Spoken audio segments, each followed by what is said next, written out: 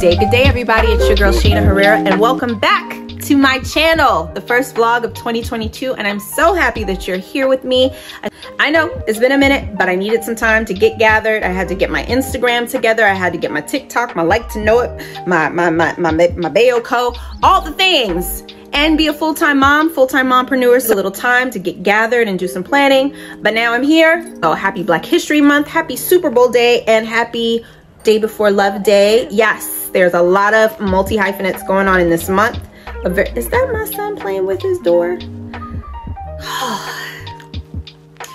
We push on because life goes on and momming never stops, even when the camera is rolling, clearly. So initially, I was going to walk you through a day in the life of this mompreneur and then go over colorful capsule pieces. Ooh, say that 5 times. Say that twice, I can't. Colorful capsule pieces. I literally just felt like I swallowed a frog when I tried to say it. Colorful capsule pieces that are, for me, essential for the winter time. However, it is the day of the Super Bowl, which means that the likelihood that you or myself is gonna sit and watch a whole 45-minute video right now is not likely. So I'm not gonna hold you. We're gonna try to keep this and wrap this up in 15 minutes. But what we will do is table that topic for later on this week. Yes, you're gonna get more than one video this week. I mean it. In addition to that, it's also Fashion Week this week, and I think it's going to be rounding out towards the middle end of this coming week. We'll recap the things that are coming down the runway this New York Fashion Week, things that I forecasted. By the way, if you are not following me on Instagram, you are missing out. I have a new tab or new highlight started on my Instagram feed where you can tap through and see things that I am predicting to be all of the fashion rage this coming year in 2022. So you don't want to miss that. So yeah, let's get into this. But first, my look. Okay. This whole denim tuxedo thing is like a thing, but I love how people are getting really creative with it. And for me, creativity is essential. Even if I'm just wearing like a basic denim top, as you can see here, I have to do something like different with it. I have to make it my own. I've always been kind of off the beaten path, and my wardrobe is no different. But I still make it work to where it's not like, it makes you squint a little bit, but still you're like, it's just a look. Okay, you get it. All right, so anyway, I took a denim shirt that I've had for about 3 years. Great cost per wear denim shirts. If you're following me once again on Instagram, I've talked a lot about CPW, which is really, really key and essential if you want to have a long lasting wardrobe. Buying pieces, no matter how much they cost or how little they cost, that will give you your cost per wear. That means that will give you the maximum wear that you can get out of them so that you've essentially made all your money back. Anyway, bought this shirt 3 years ago. I follow this young lady named Thriftin' Nell. I'm sure some of you have heard of her. She does all of these really cute hacks. I saw she did a hack for a button-down shirt. She like flipped it around, turned it upside down, pulled it overhead, and had this amazing new blouse. Basically, that's what I did here. And as you can see, I think I'm putting up a video now. Yeah, I'm putting up a video now. As you can see, I have created this off the shoulder look, and I've made it so that the inside of my blouse is exposed, so I still get a nice two-toned effect even though it's a denim blouse. There's a lot of interest. I also like to wear my denim blouses like a little bit wrinkled, a little bit like creased, because I feel like it gives it more character and it also makes it look more lived in and comfortable. And for this look that I'm wearing today, because it is the Super Bowl, I want to be comfortable. I want to be able to feel like I can eat and whatever I'm in. I then paired it with my favorite. You've seen it on my feed. I'm going to continue to wear the hell out of these jeans that I got from H&M. Now, when I bought these jeans, these rips were not as large as you can imagine. But I am committed to wearing these jeans until these rips are like all the way up to my bikini line. Yes, I love the rips that much. And I think ripped jeans are very, very versatile. You can wear them with pumps like I'm wearing here, or you could throw them on with, of course, your favorite pair of sneakers or the chunky boot that is excessively popular right now. You can also throw on tights underneath these. I have a post sometime last week where I paired these with like fishnets, black fishnets, and they were sexy as hell. Love it. You can also put like a pair of leggings on under it if you want to just be like more warm, more conservative, but still want the look of ripped. That's another great way to wear ripped jeans. But ripped jeans are actually very essential, in my opinion, to have in your closet during any time of the year. So yeah, so I also wanted to talk just a little bit to my curvy girls just for a second. Okay, so I was one of the curvy girls that just swore that I could not wear any other type of jean outside of a stretchy jeans. I mean, when jeggings came out, that was my jam. I thought that my prayers had been answered because jeggings were the shit, okay? I could pour all those curves into that stretchy denim and I looked good. I found it very hard to wear rigid jeans. Now, with the new trend, well, it's not so new, it's just back around and back around and back around. With the trend of a looser fit and the trend of loose with rigid style jeans, meaning there's no stretch in them, there's no elastic or anything, it's not cut on a bias or anything like that. It may seem a little daunting for curvy girls to get into this trend, but I'm telling you, if you find the right cut, you get the right size, I would size up, still my little legend in the back, get the right size, you too, curvy girls, can wear a rigid jean. And that's what I've done here. These jeans have no stretch in them, but I went like 2 sizes up.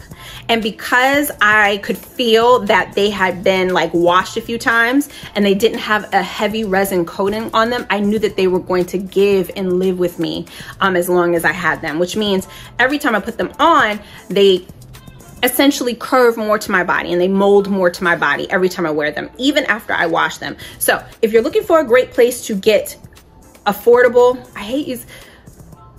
obtainable cost of jeans, that's a better way to, affordable, whatever.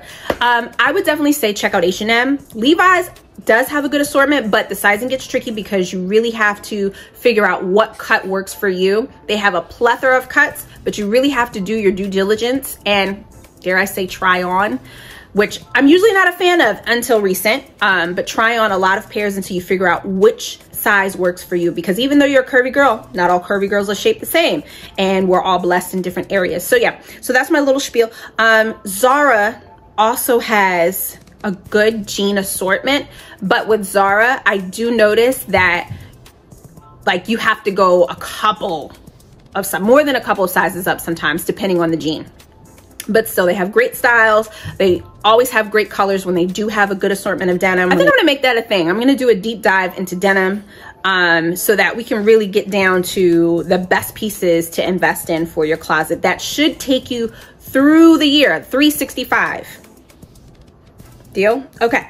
All right, with no further ado, let's get into this day in the life of this mompreneur. I mean, it's pretty fab being Micah's mom.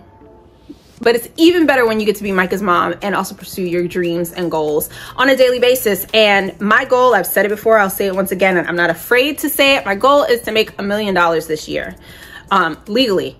Make $1 million between every source of income that I can create, so that I can continue to feed into Micah's future and help him build wealth at his age of 7.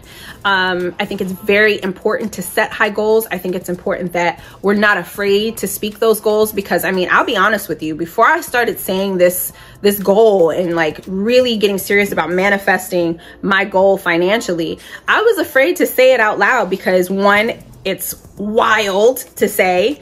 You know, you look at your bank account and then you look at your goal and you're like, really, sis? Let's aim for 1,000.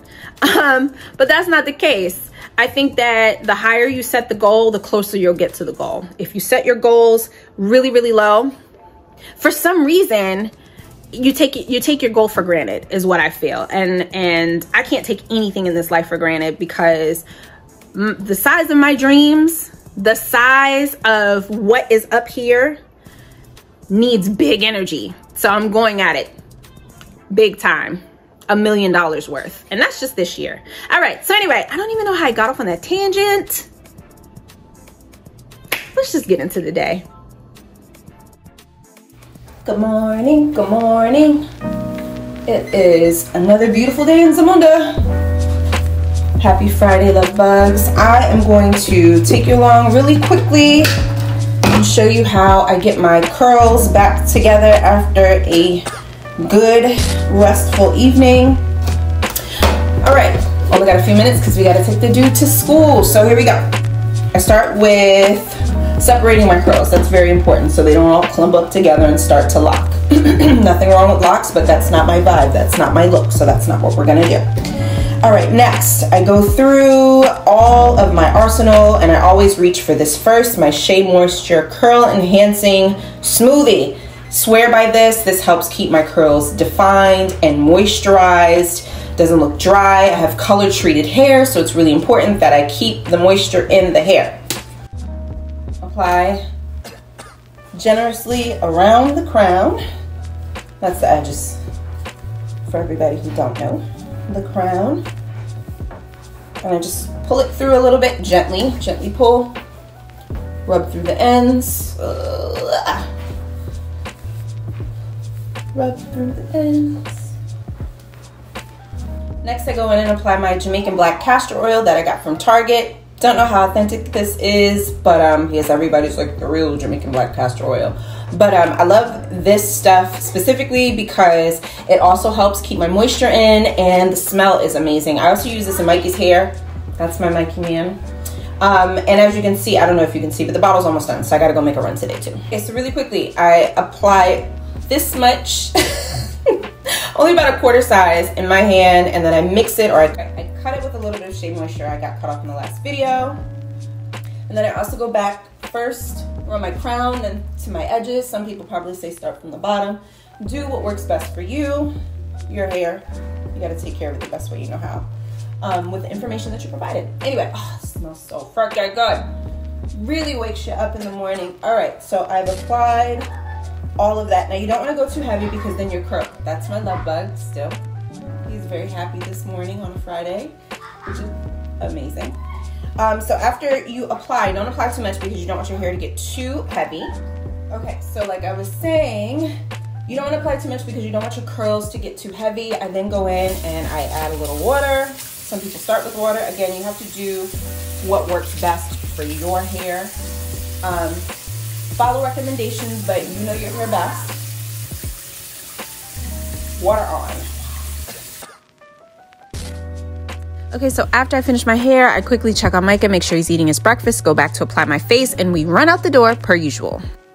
I don't know what it is about getting on the train for Micah, but usually he gets into a mood like he knows that he's going into school. And though he loves school, he does need a little bit of mental prep. So I try to give him some space until we actually are walking to school. So this is what we refer to as our team meetings. I like to make sure that I check in with Micah and his mental space. Nothing too serious, but just make sure that, you know, his head is in the game, that he feels good about himself, that we're focused on our goals, and that he's proud of everything he's accomplished thus far. Are you awake now? On our way to drop the dude off to have an epic day at school. How do you feel about school, buddy? I feel awesome about school. That's what we like to hear. You're an excellent student, right? Yep. I got every single A. Every single, all the A's. So I've dropped the little guy off. I head for coffee and a quiet space so that I can get started on my work. This week has been full of newness and a lot of new projects. After that, I like to pop into the stores. Of course, I had to go into Zara to see what they have. So excited about all the color that they're showing, transitioning into spring, and the boldness of the color. You're going to be seeing a lot of this, a lot of bold color, and I think it's just a reflection of still coming out of the pandemic. Everybody wants to see more color, more creativity, more whimsy. I did not purchase anything in store, but I'm definitely going to be adding some of these pieces to my cart in the Zara app. It's super, super convenient and very, very safe.